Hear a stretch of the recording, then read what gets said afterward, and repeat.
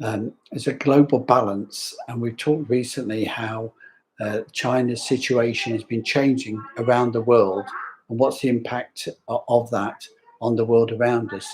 We've got the Country Garden and Evergrande, mega Chinese property companies with lots of debt from around the world invested in property which they've not been able to sell. They've got ghost cities in China, capital sitting there with a deflationary environment, decreasing rents, no capital coming in to repay and service those debts. So that is causing issues and stresses. And they managed, we said last week, watch again on our YouTube channel, to defer the debts on those businesses, but those will become due at some point. And how is that going to be managed?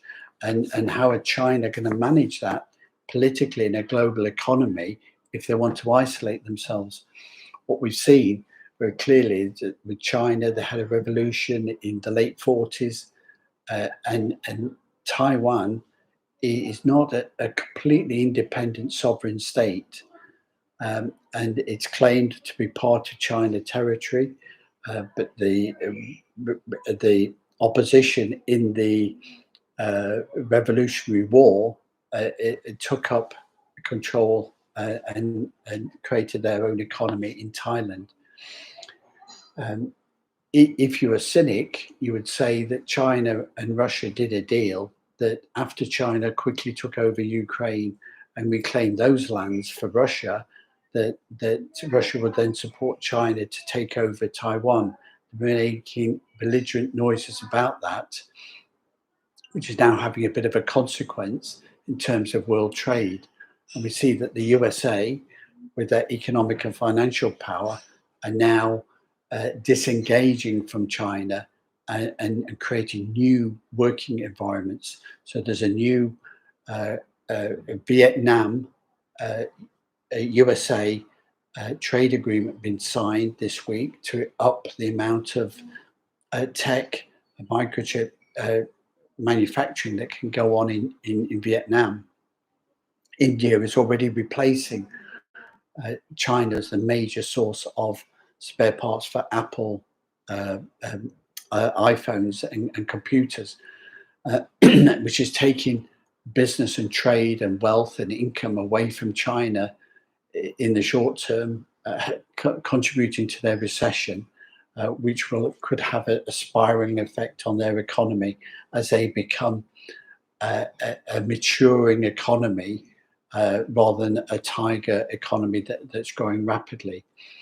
For the new economies in Asia, which are getting this inward investment in India, in Vietnam, Cambodia, and countries all along Southeast Asia, a big opportunity for places to develop and for expats to support that growth and for businesses to engage with those economies. So there's big moves that are being made there, and it'd be interesting to see how that develops if the UK-India trade deal comes off, how that can take us forward. China is not the biggest population in the world. That's now technically India, and with the education and the language and the history of India, it's set to become a prominent economy in the next phase of the 21st century in which we're living. So it's a world of constant change. Expats need to look for new opportunities. You see, the Middle East is a growing, dynamic environment where they're looking for economic and tourism investments to replace the oil for the future. So the world of change, anticipate that and grow into it. And for more help and guidance on living and working abroad, investing offshore, contact us at proactpartnership.com.